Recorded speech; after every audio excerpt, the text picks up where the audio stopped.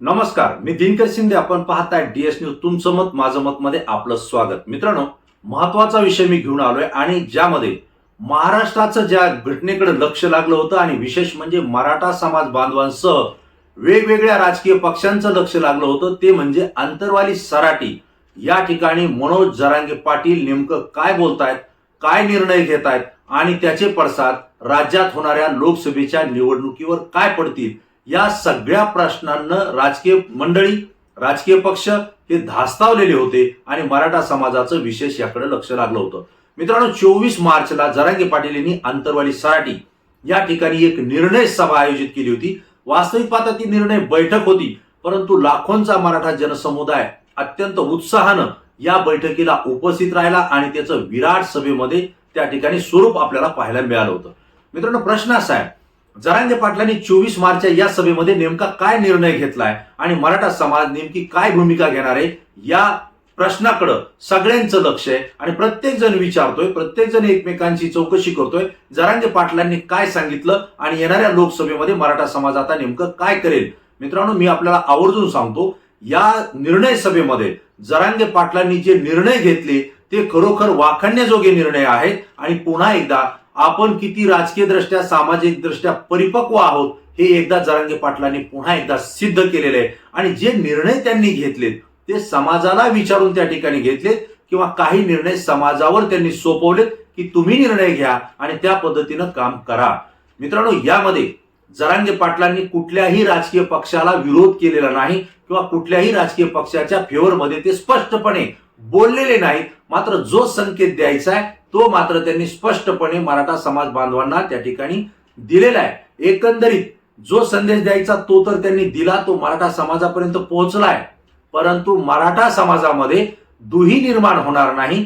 त्यांनी निर्माण केलेली एकी ही कायम राहील आणि कुणाचाही मनभेद होणार नाही याची पूर्ण काळजी जरांगे पाटलांनी 24 मार्चच्या या सभेमध्ये आवर्जून घेतलेली दिसते. मित्रांनो, जरांगे पाटलांनी काय सांगितलं यावर आपण थोडी चर्चा करू. सगळ्यात अगोदर त्यांनी असं सांगितलं, राजकीय विषय हा माझा नाहीये, राजकीय भाग माझा राहणार नाही, मी निवडणुकीला कुठेही उभा राहणार नाही.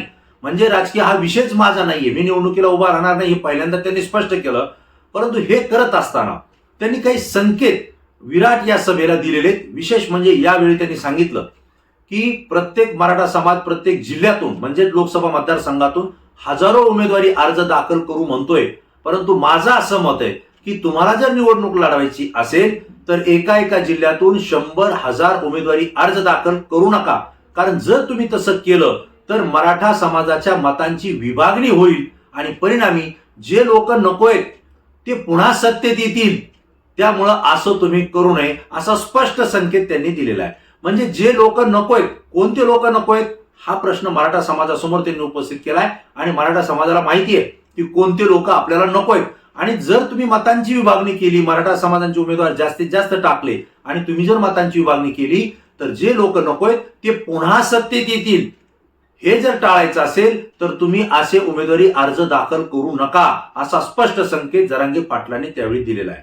दुसरी बाब त्यांनी अशी सांगितली, सुरुवातीला ते असं बोलले होते की तुम्ही जे उमेदवार लोकसभेला उभा राहतील त्यांच्याकडून 100-500 रुपयाच्या बॉन्डवर लिहून घ्या की मराठा समाजाचा जो सगळे सोयरेचा अध्यादेश निघायचा आहे त्याला तुम्ही पाठिंबा द्याल आणि मग तुम्ही त्यांना मतदान करा.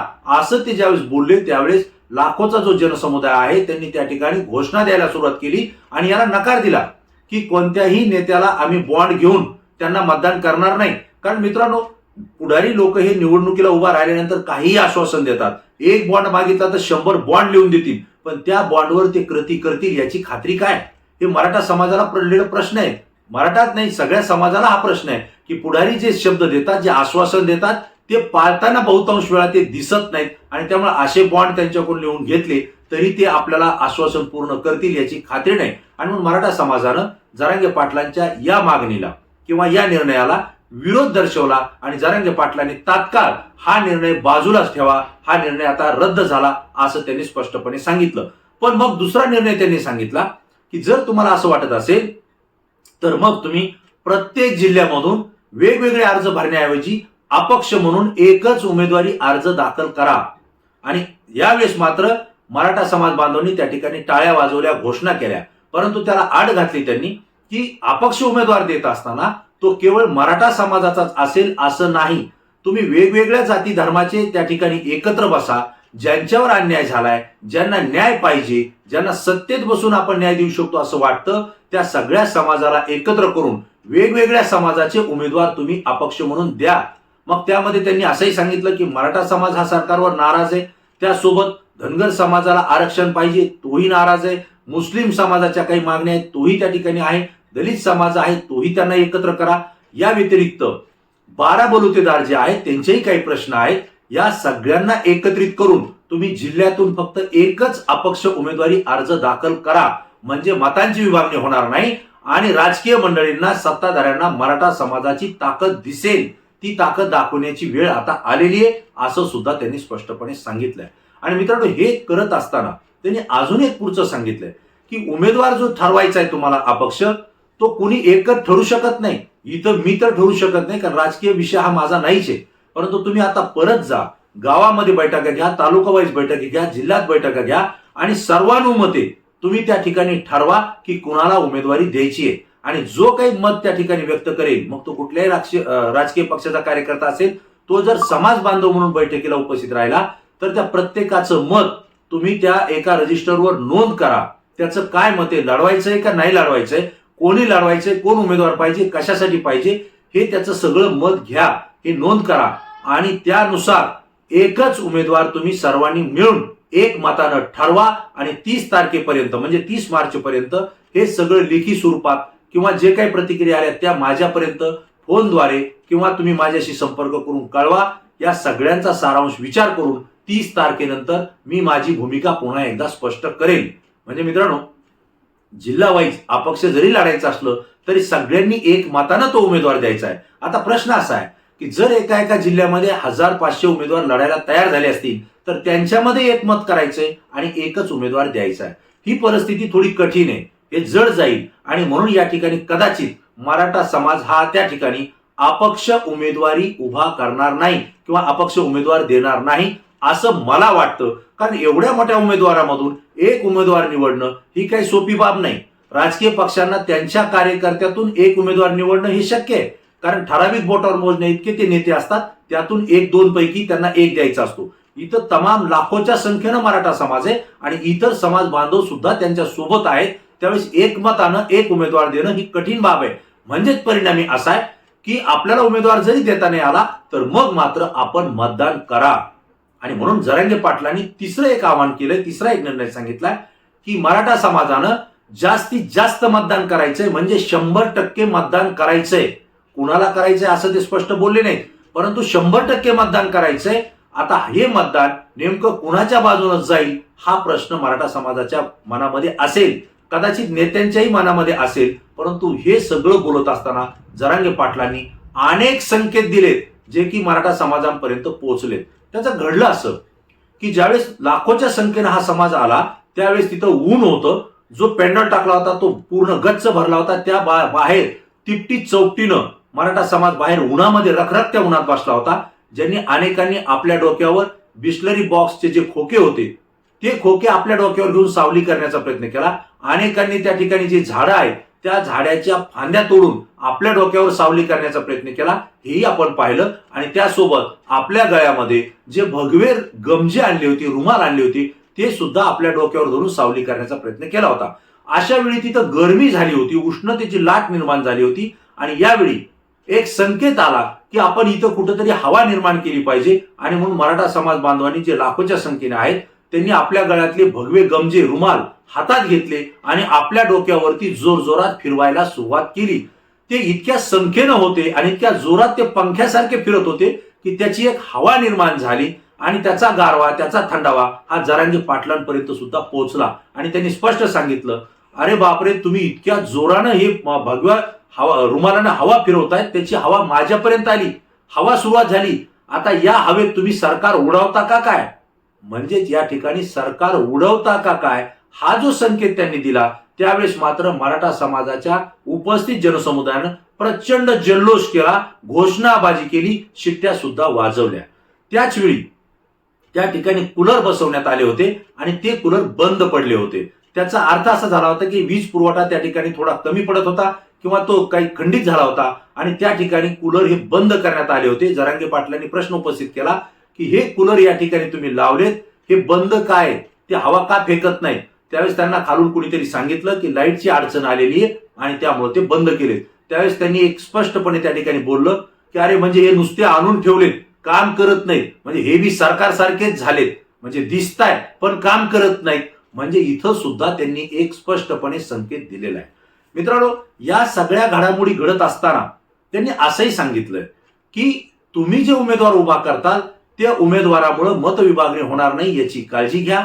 जास्तीत जास्त संख्येनं मतदान करा आणि जी लोक आपल्याला नकोय ती पुन्हा येतील, ते येऊ नये याची काळजी घ्या, असे सुद्धा संकेत जरांगे पाटलांनी या ठिकाणी दिलेले आहेत. आणि जरांगे पाटील ज्यावेळेस महाराष्ट्रामध्ये सभा घेत आहेत, जिल्ह्यामध्ये सभा घेत आहेत, ते स्पष्टपणे सांगतायत की आमचा जो अध्यादेश होता तो काढलेला नाही, या सरकारनं आमच्याशी विश्वासघात केलेला आहे, सरकारनं आम्हाला फसवलंय आणि त्यामुळं भारतीय जनता पार्टीचा या ठिकाणी आम्ही सुपडा साफ होईल अशा पद्धतीचं वातावरण राज्यामध्ये आहे. मराठा समाजाच्या नादी लागू नका असे त्यांनी स्पष्ट संकेत आणि इशारे दिलेले आहेत. परंतु या सभेमध्ये त्यांनी बोलताना सांगितलं की देवेंद्र फडणवीस आणि भारतीय जनता पार्टी यांनी काय केलं या संदर्भात तर ते बोललेत, परंतु एकनाथराव शिंदे मुख्यमंत्री यांच्या संदर्भात सुद्धा बोलले की मुख्यमंत्री साहेब, आम्ही तुम्हाला खूप प्रेम केलं होतं, आम्ही तुम्हाला त्या ठिकाणी खूप सहकार्य केलं, तुमच्यावर आमचा विश्वास होता, मी सातत्याने सांगत होतो की मराठा समाजाला आरक्षण देईल तर ते एकनाथ शिंदे मुख्यमंत्री म्हणून तेच देतील, परंतु तुम्ही सुद्धा आमचा विश्वासघात केला, कारण मंत्रालयामध्ये विधानसभेमध्ये तुम्ही आमचा करेक्ट कार्यक्रम करू असं बोललात, त्यामुळे मराठा समाज सुद्धा तुमचा आता करेक्ट कार्यक्रम करेल असा स्पष्ट इशारा जरांगे पाटलांनी या सभेमधनं दिलेला आहे. मित्रांनो, बाहेर आल्यानंतर लोकांना जे काही लोक सभेला आले नव्हते ते विचारत होते की जरांगे पाटलांनी नेमकं काय सांगितलं, नेमकं काय संदेश दिला, कारण जे लोक आले होते त्यांना असं वाटत होतं की जरांगे पाटील ही राजकीय भूमिका स्पष्ट करतील आणि ते स्पष्टपणे सांगतील की ज्या सरकारनं आपल्याला आश्वासन दिलं होतं ते पूर्ण केलं नाही, त्यांच्या विरोधात मतदान करा किंवा महाविकास आघाडीच्या बाजूने मतदान करा असं बोलतील असं लोकांना वाटलं होतं, किंवा मीच राजकीय पक्ष काढून 48 जागावर उमेदवार उभा करतोय असंही सांगतील असंही लोकांना वाटलं होतं. परंतु जरांगे पाटील हे परिपक्व निघाले, कारण जर असं त्यांनी सांगितलं असतं, यापैकी कुठलीही भूमिका सांगितली असती तर जो मराठा समाज कोट्यवधीने एकत्रित आलेला आहे, त्यांनी पक्ष राजकारण बाजूला ठेवून बाजूला जोडे करून समाजासाठी एकत्र आलेला आहे, तो जर कोणतीही जरांगे पाटलांनी एक दिशा दाखवली असती तर त्यामध्ये काही मराठा समाज बांधव हे फुटले असते, त्यांचे मनभेद झाले असते, मतभेद झाले असते आणि अक्षरशः ही परिस्थिती येणाऱ्या राजकीय परिस्थितीमध्ये समाजाला एकत्र ठेवण्यासाठी अडचणीची ठरली असती. आणि म्हणून जरांगे पाटलांनी त्या ठिकाणी परिपक्वता दाखवली आणि त्यांनी आपली राजकीय भूमिका स्पष्टपणे कुठलीही व्यक्त केली नाही आणि जो एकत्रित केलेला समाज आहे तो एक संघ ठेवण्याचा प्रयत्न त्या ठिकाणी केला आणि कुणाचाही मनभेद आणि मतभेद होणार नाही याची पूर्ण काळजी जरांगे पाटलांनी या सभेमध्ये घेतलेली आहे. मित्रांनो, जो संकेत द्यायचा आहे, जो संदेश द्यायचा आहे तो तर गेलेला आहे आणि तो मराठा समाजापर्यंत पोहोचलेला आहे. आता अपक्ष उमेदवार लढवायचा आहे का नाही लढवायचा आहे हाही निर्णय त्या त्या जिल्ह्यावर त्या त्या समाजावर त्या ठिकाणी जरांगे पाटलांनी सोडून दिलेला आहे. जरी उमेदवार उभा राहिला तर तो समाजाने केलाय आणि जरी तो उभा नाही राहिला तरी तो समाजाचा निर्णय, ही भूमिका जरांगे पाटलांनी स्पष्टपणे त्या ठिकाणी बिंबवलेली आहे. आणि मित्रांनो, यामुळेच सत्ताधारी असतील किंवा विरोधक असतील यांच्या पायाखालची वाळू घसरलेली आहे, ते संभ्रमात पडलेली आहे की नेमकं जरांगे पाटलांनी भूमिका काय दिली आहे, कारण समाज आता नेमकं काय निर्णय घेईल असं सुद्धा त्या ठिकाणी वाटतंय.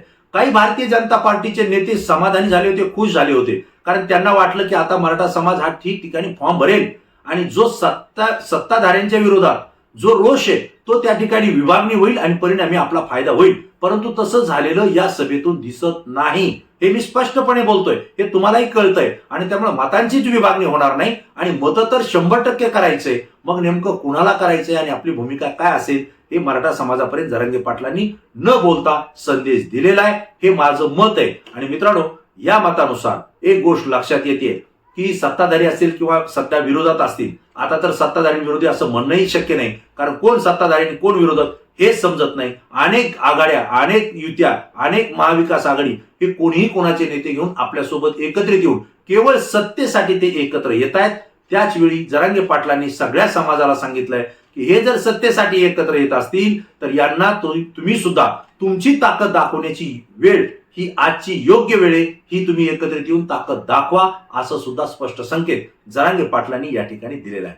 मित्रांनो, या सगळी परिस्थिती पाहिल्यानंतर एक गोष्ट लक्षात येते की आंतरवालीमध्ये मराठ्यांची विराट सभा झाली, परंतु त्या ठिकाणी मराठ्यांनी एक हवा निर्माण केलेली आहे आणि ही हवा काय आहे याचे स्पष्ट संकेत जरांगे पाटलांनी दिले नसले तरी जो संदेश द्यायचा आहे तो संदेश मराठा समाजापर्यंत पोहोचलेला आहे असं माझं मत आहे. मित्रांनो, ही माहिती, हा विषय मला महत्वाचा वाटला, मी आपल्यासमोर व्यक्त केला आणि त्यामुळं मराठा समाज सुद्धा या ठिकाणी निर्णय घेतोय की आपण आता आपल्या मतांची विभागणी होऊ द्यायची नाही, परंतु आपल्यासाठी कोण योग्य निर्णय घेऊ शकतो त्याच्या पाठीशी खंबीरपणे उभा राहायचंय आणि कोणी आपल्याला आतापर्यंत फसवलंय, कोणी आश्वासन देऊन पाळले नाही, त्यांना सुद्धा कशी अद्दल घडवायची यासाठी निश्चितपणे एक मतदार म्हणून सगळे समाज बांधव त्या ठिकाणी काम करतील अशी अपेक्षा जरांगे पाटलांनी सुद्धा त्या ठिकाणी व्यक्त केल्याचे संकेत आपल्याला मिळत आहेत.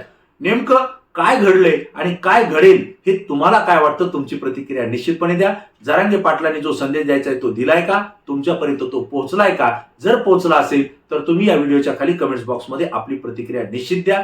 जरांगे पाटलांनी निवडणूक स्वतः लढण्याचा निर्णय घेतलेला नाही, परंतु वेगवेगळे उमेदवारी अर्ज दाखल करून विभागणी मतांची करू नका हाही संदेश दिलाय. हा तुम्हाला योग्य वाटतोय का? या संदर्भात सुद्धा तुमची प्रतिक्रिया द्या. आणि जरांगे पाटलांनी जाहीर केलेल्या मराठा समाजाने घेतलेल्या या निर्णयामध्ये नेमका राजकीय दृष्ट्या कुणाला फायदा होईल, कुणाला नुकसान होईल, हे तुम्हाला काय वाटतं त्याची सुद्धा प्रतिक्रिया द्या. मित्रांनो, तुमची प्रतिक्रिया आमच्यासाठी अत्यंत महत्वाची आहे, कारण ती संपूर्ण महाराष्ट्रातून असते आणि ती अत्यंत अभ्यासपूर्ण असते. पुन्हा नवीन विषय, नवीन मुद्दा घेऊन आपल्या समोर येईल. तोपर्यंत धन्यवाद.